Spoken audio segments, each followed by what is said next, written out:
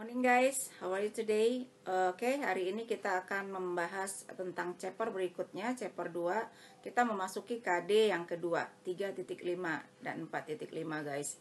Oke, nah di KD ini ada structural yang harus kalian pelajari, yaitu tentang conditional sentence. Apa yang dimaksud dengan conditional sentence itu nanti ada di video pembelajaran mem. Tolong kalian lihat dan perhatikan apa-apa saja yang harus kalian ketahui tentang conditional sentence ini. Oke guys, nah di akhir video nanti mem akan memberikan tugas kelompok untuk kalian kerjakan dan masing-masing kelompok akan membuat tugasnya. Nah di akhir video nanti mem akan memberikan tugas ini lebih lengkapnya guys. Oke guys, just check it out videonya, don't go anywhere.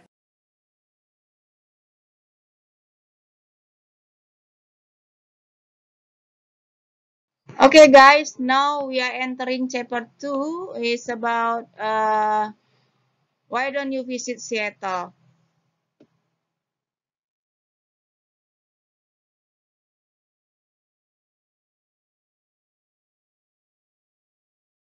Now we are entering kompetensi dasar atau KD. Untuk pengetahuannya 3.5 menerapkan fungsi sosial, struktur teks dan unsur kebahasaan teks, interaksi, transaksional, lisan dan tulis yang melibatkan tindakan memberi dan meminta informasi terkait pengandaian diikuti oleh perintah atau saran sesuai dengan konteks penggunaannya. Coba perhatikan unsur kebahasaan if dengan imperatif can dan should. Nah, untuk keterampilan ada 4.5 menyusun teks interaksi transaksional, lisan dan tulis yang melibatkan tindakan memberi dan meminta informasi terkait pengandaian diikuti oleh perintah, saran dengan memerhatikan fungsi sosial, struktur teks, dan unsur kebahasaan yang benar dan sesuai dengan konteksnya.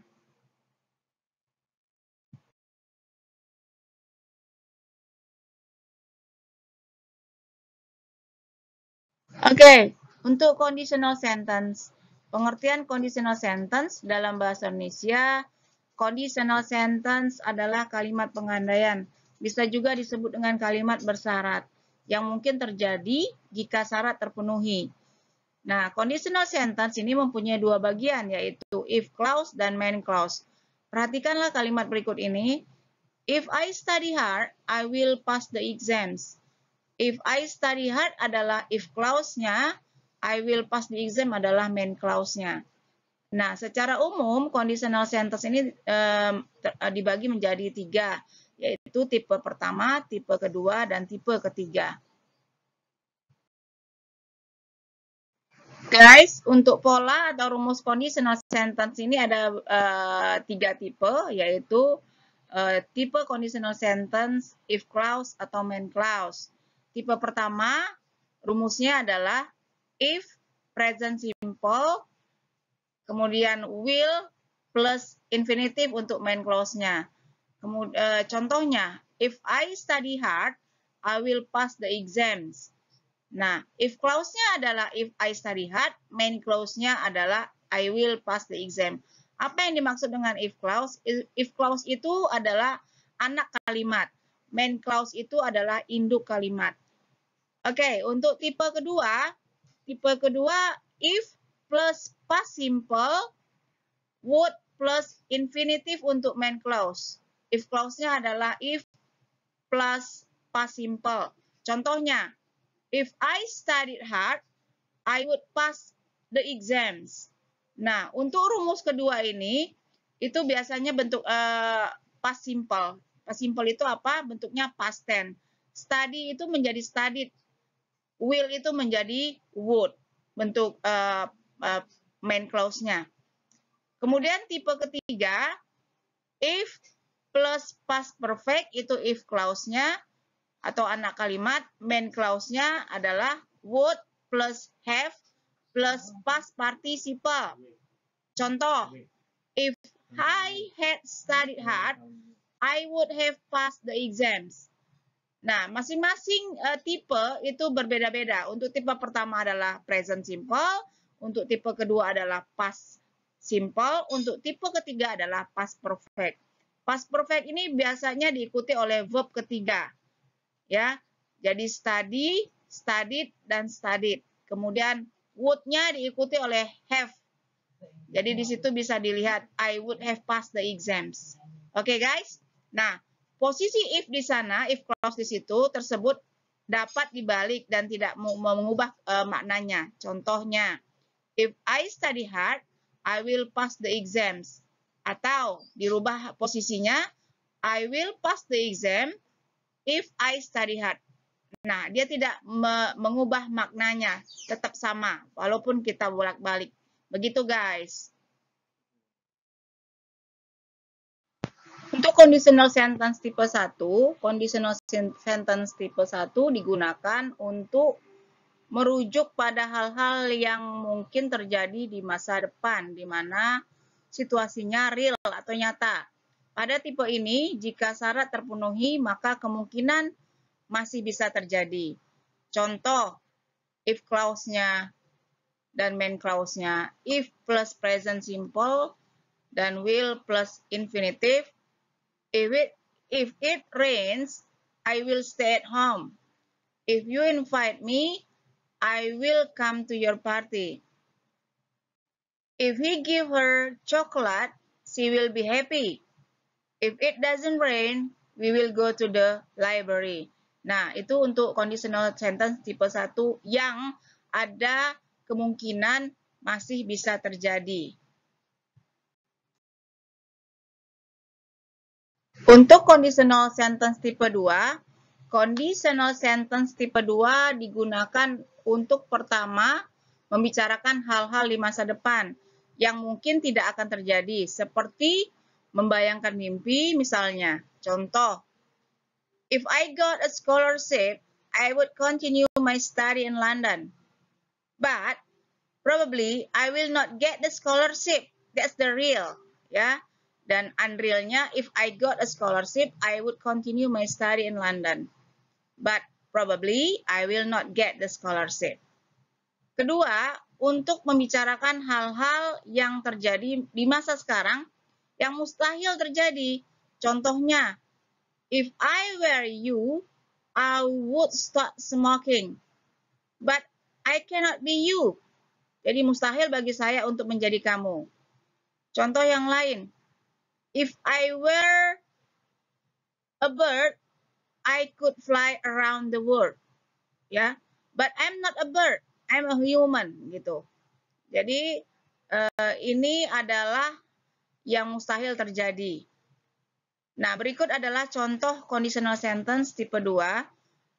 If clause, kemudian main clause. If clause-nya if plus past simple, main clause-nya would plus infinitive.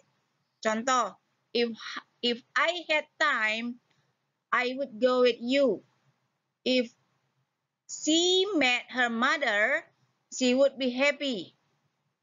If I were 25, I would get married. If I were you, I would continue my study.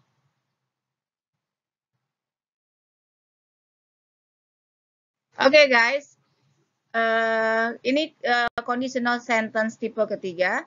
Conditional sentence tipe ketiga ini digunakan untuk menggambarkan situasi pada masa lalu yang tidak terjadi dan membayangkan hasil dari situasi tersebut.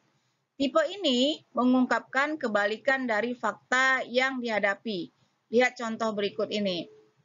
If I finish my study, I would have worked at a big company. But I didn't finish my study and I didn't work at a big company. Jika dulu saya menyelesaikan kuliah saya akan bekerja di perusahaan besar tersebut. Tapi faktanya saya tidak menyelesaikan kuliah saya dan saya tidak bekerja di perusahaan besar tersebut. Nah, contoh conditional sentence tipe ketiga. If clause-nya adalah if plus past perfect, main clause-nya adalah would plus have plus past participle. If I had locked the car, the thief would not have stolen my car. If I had known about your problem, I would have offered help. If my parents had been in Bandung, I would have visited them every day. If she had not taken the course, she wouldn't have gotten the scholarship.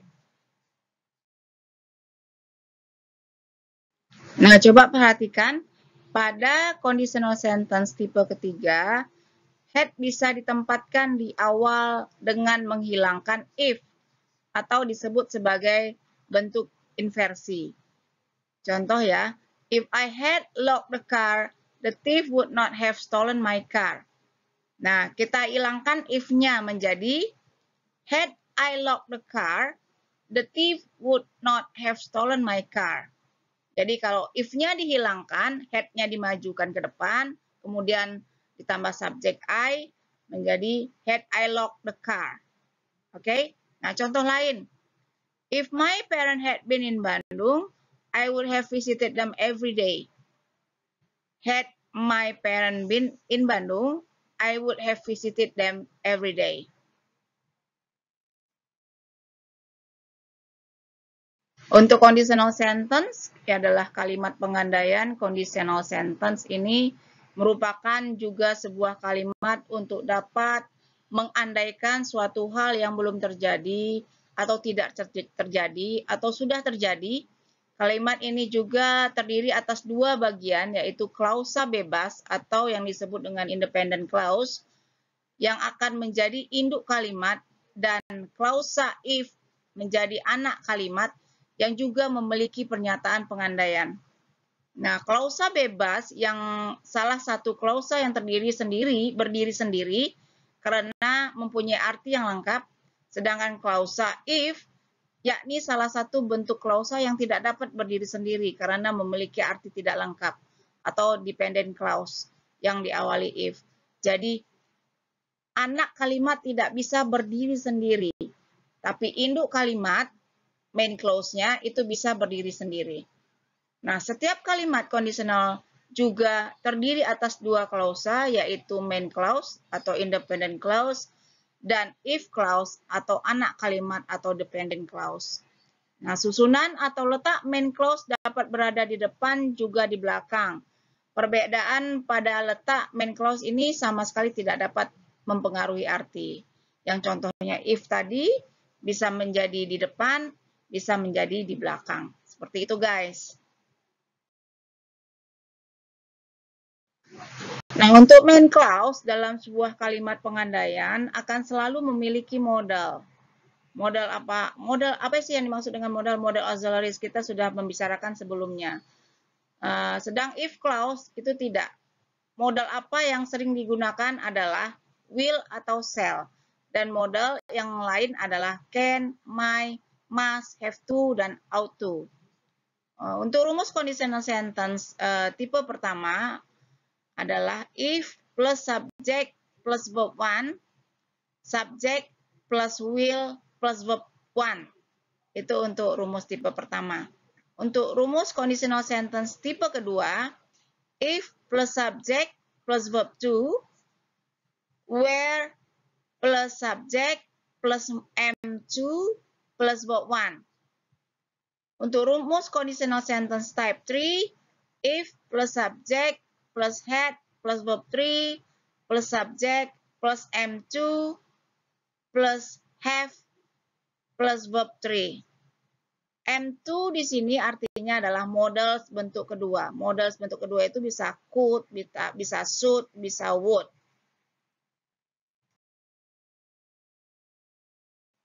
Apa sih fungsi conditional sentence? Fungsinya adalah untuk tipe pertama, kalimat pengandaian yang mungkin bisa terjadi atau biasa disebut dengan present real.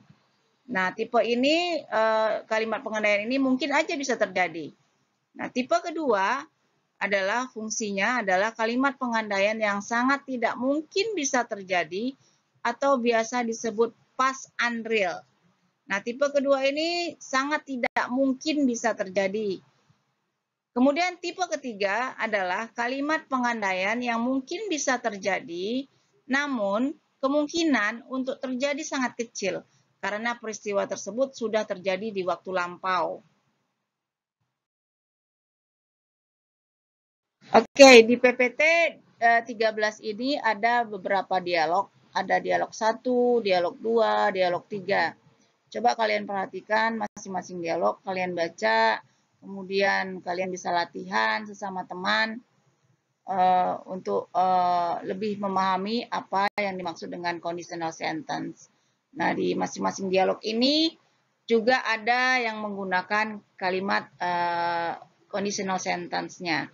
Kalian lihat aja, yang menggunakan if itu adalah ciri-ciri kalimat conditional.